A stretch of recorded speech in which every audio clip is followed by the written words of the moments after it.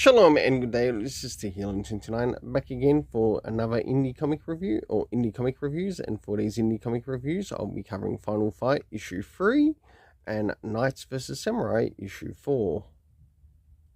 I'll now get things ready and organised for the first one that I'll be reviewing. So first things first, does this cover in any way, shape or form connect to something that is happening inside with the story? Sure enough it does, to which I give it a 7.5 out of 10. And I have to say, with the art by Matt Weldon, it certainly does make the story stand out quite a bit. And not only that, if you've heard of the name Matt Weldon, he has also worked on Douglas Ernst's Soul Finder series. So you might want to check that out. Now it's time to move into the area of the internal art as we have a look around the beginning, middle, and of course the end. And also what's happening story-wise with the characters. So as the story begins, we end up meeting with some of the opponents that are taking on the heroes in the story. We of course get to see Corey, Cody,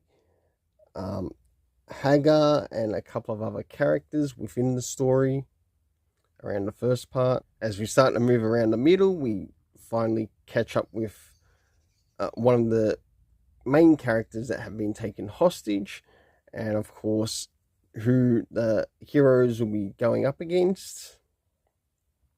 And last but not least, towards the end, to which we have quite a bit happening in relation to both heroes and villains, and of course a bit of a hint as to what the next issue will look like, which is actually pretty good. So for the internal art, I give it a 7.5 out of 10. Now it's time to move in relation to the area of the story. First things first, did we get anything in relation time-wise?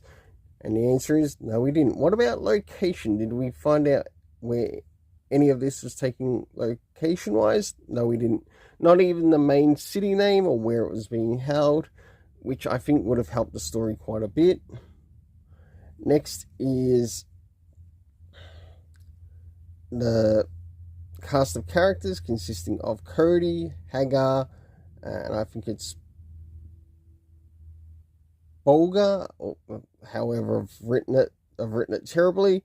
But for the overall story rating, I give it a 7 out of 10. Now it's time to move into Knights vs Samurai, and let's see if they have actually improved in their storytelling or not.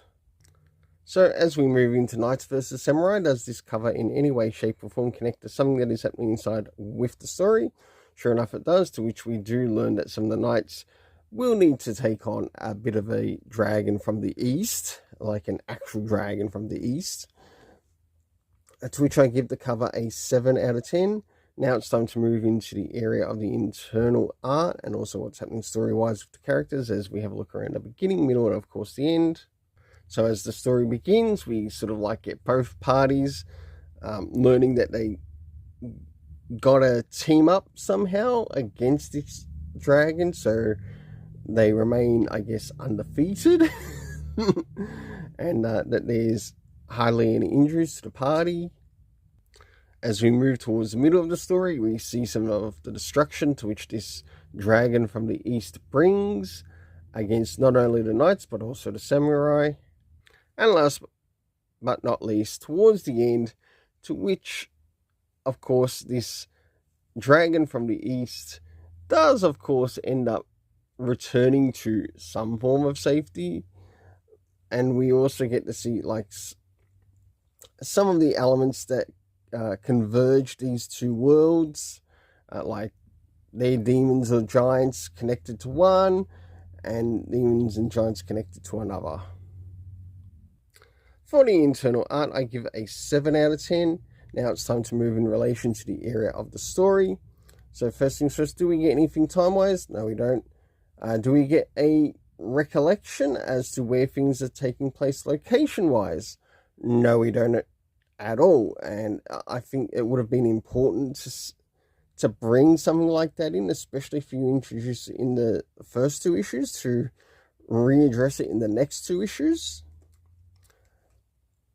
Next is the cast of characters, to which we had Bernard, Mundrik, Jero, I think it's Patch, and Charles. For the overall story rating, I give it a 6.5 out of 10.